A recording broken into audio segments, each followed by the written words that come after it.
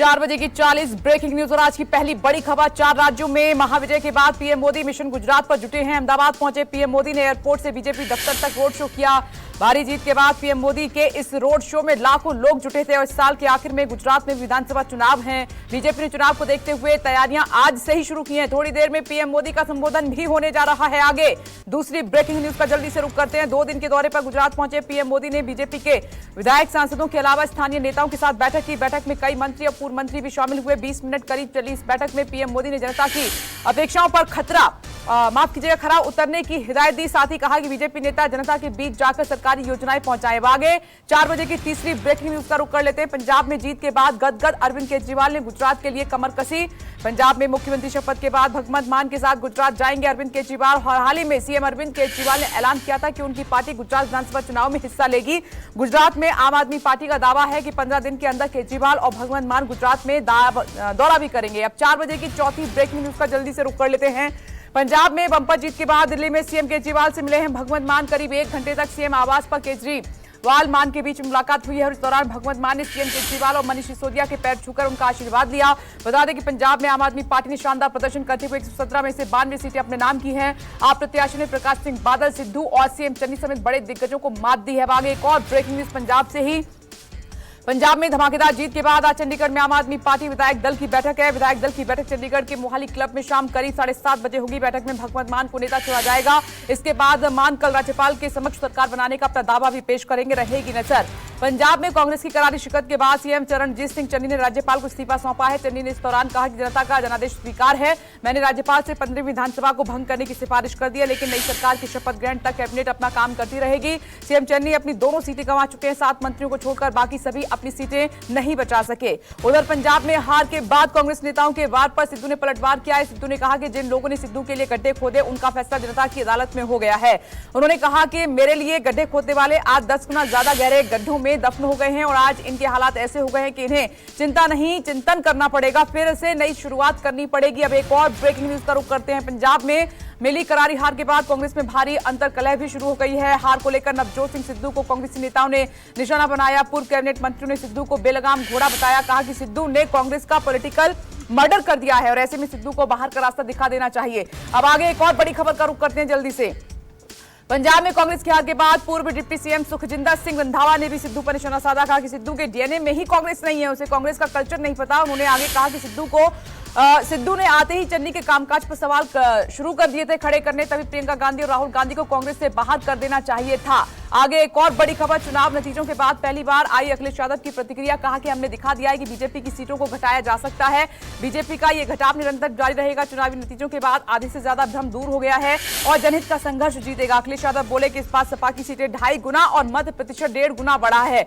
4 बजे की एक और ब्रेकिंग न्यूज का रुख करते हैं। चुनाव में हार के बाद अखिलेश यादव का नया ट्वीट। अखिलेश यादव ने सपा के विधायकों को बधाई दी। कहा कि 100% निभाएं अपनी जिम्मेदारी। सभी नए विधायक जनता की सेवा और सहायता करें।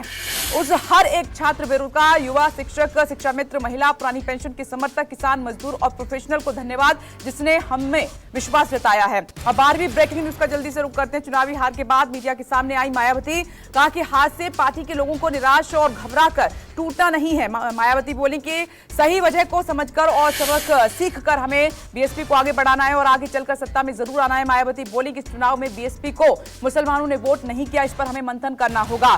13वीं ब्रेकिंग न्यूज का रुख करते हैं। यूपी में बीजेपी की जीत को लेकर शिवसेना प्रवक्ता संजय राउत ने ओवैसी और मायावती को घेरा है। संजय राउत बोले कि बीजेपी की जीत में मायावती, ओवैसी का योगदान है, दोनों को भारत रत्न मिलना चाहिए। संजय राउत ने एक बार फिर ओवैसी को बीजेपी की बी टीम बताने की कोशिश की है। 14वीं ब्रेकिंग न्यूज का रुख करते हैं। 4 राज्यों में बीजेपी की जीत के बाद बंगाल के कार्यकर्ता नेता उत्साहित हुए। बंगाल बीजेपी नेता दिलीप घोष ने कहा कि देश में मोदी और बीजेपी का कोई विकल्प नहीं है। दिलीप घोष ने ममता बनर्जी पर कटाक्ष किया। कहा कि अगर ममता बनर्जी अखिलेश के लिए प्रचार नहीं करने जाती तो शायद अखिलेश को 1 से 2 सीटें और ज्यादा मिल जाती। अब 15वीं ब्रेकिंग न्यूज का जल्दी से रुख करते हैं। प्रशांत किशोर ने बीजेपी पर हमला बोला। कहा कि 2024 में होगी भारत की असली लड़ाई और राज्यों के रिजल्ट से नहीं होगा जीत का निर्धारण। पीके ने ट्वीट करके हमला बोला। कहा कि साहब जानते हैं कि 2024 की लड़ाई राज्यों से नहीं लड़ी जाएगी और इसलिए विपक्ष पर मनोवैज्ञानिक दबाव डाल रहे हैं। लोगों को झूठी बातों में ना तो फंसना चाहिए और ना ही इसका हिस्सा बनना चाहिए। अब आगे बढ़ते हैं। 4 बजे की 16वीं ब्रेकिंग न्यूज का जल्दी से रुख करते हैं।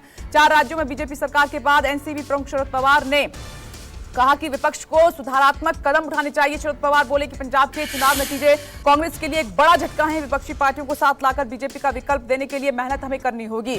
अब एक और बड़ी खबर, उत्तराखंड के सीएम पुष्कर सिंह धामी ने मुख्यमंत्री पद से इस्तीफा दे दिया। पुष्कर सिंह धामी ने राजभवन पहुंचकर उत्तराखंड के मुख्यमंत्री पद से इस्तीफा दिया। उत्तराखंड में बीजेपी बहुमत के साथ चुनाव जीती है और खुद सीएम पुष्कर सिंह धामी अपनी सीट नहीं बचा पाए। पुष्कर सिंह धामी को खटीमा से कांग्रेस के भुवन कापड़ी ने मात दी है।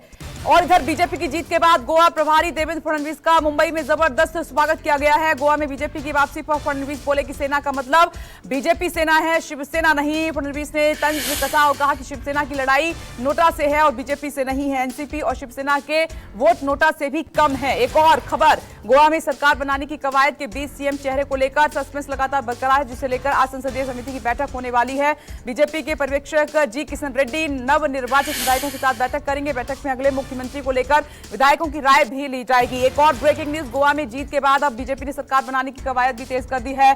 महाराष्ट्रवादी गोमांतक पार्टी के समर्थक को लेकर संशय खत्म हो गया है और गोवा बीजेपी के अध्यक्ष सदानंद शेत तनवड़े का दावा है कि उन्हें महाराष्ट्र गोमांतक पार्टी के समर्थन के साथ 3 निर्दलीय विधायकों का समर्थन प्राप्त है। ऐसे में दावे के मुताबिक बीजेपी को कुल 25 विधायकों का समर्थन हासिल है। बता दें कि बीजेपी बहुमत के आंकड़े से एक कदम दूर थी। और इधर दिल्ली से एक बड़ी खबर आ रही है कि दिल्ली में एमसीडी चुनाव टालने पर भड़के अरविंद केजरीवाल। प्रेस कॉन्फ्रेंस करके केजरीवाल ने मोदी सरकार पर बड़ा हमला बोला है। कहा कि भारत के इतिहास में पहली बार ऐसा होगा कि केंद्र सरकार ने पहली बार किसी चुनाव आयोग को चिट्ठी लिखकर चुनावों को टालने के लिए कहा होगा।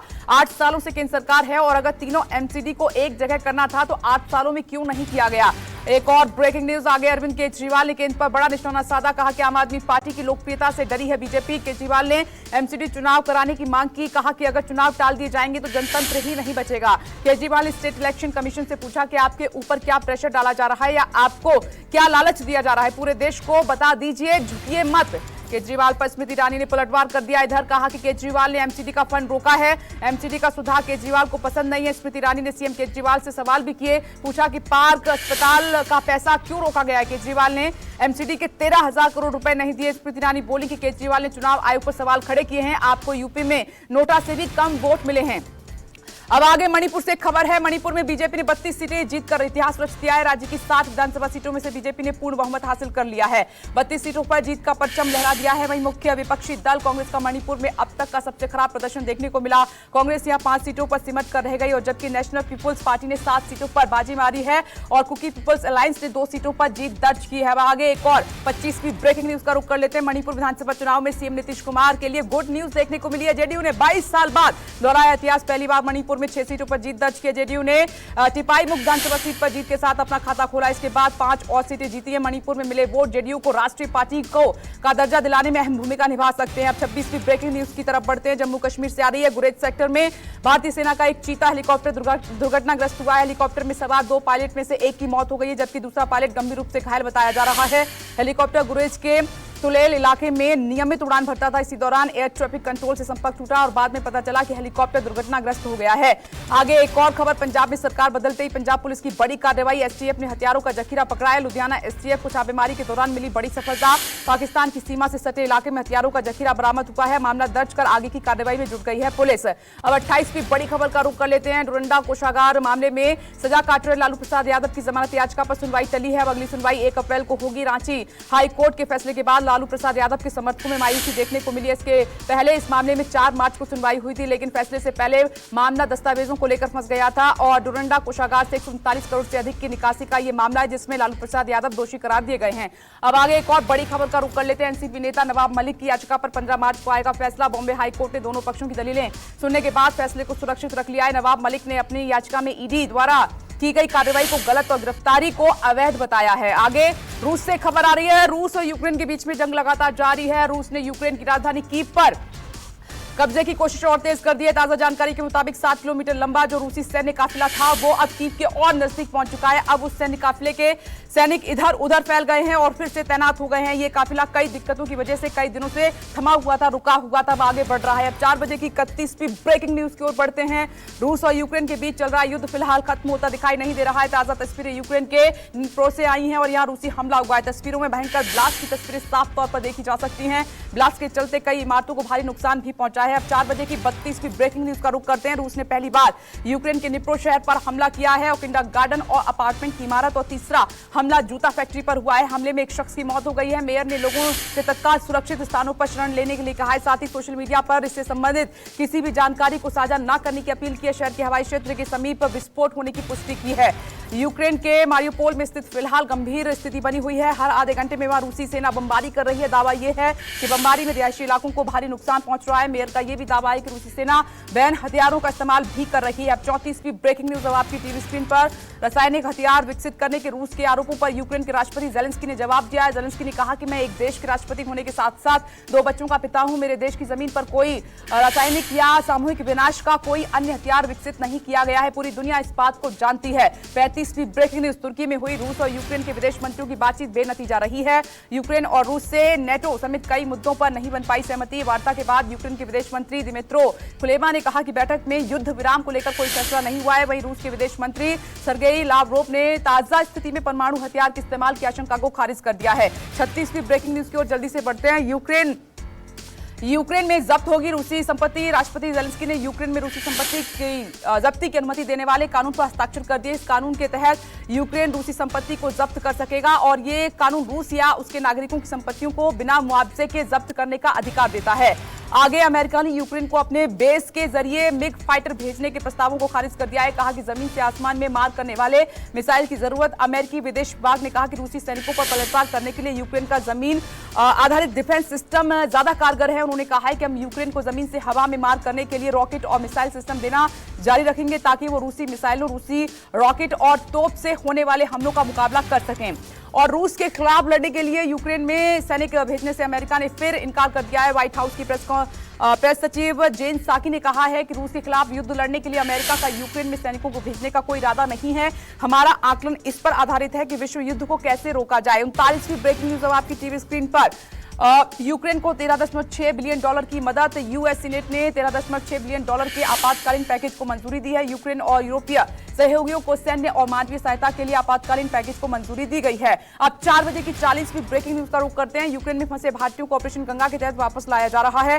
दिल्ली मुंबई हिंडन एयरबेस पर भारतीयों को लाया जा रहा है। दिल्ली एयरपोर्ट और हिंडन एयरबेस पर भारतीयों को लेकर विमान पहुंचे हैं और सरजमीन पर पहुंचते ही छात्रों ने राहत की सांस ली है। छात्रों ने यूक्रेन के हालात की जानकारी दी और सरकार को धन्यवाद भी कहा है।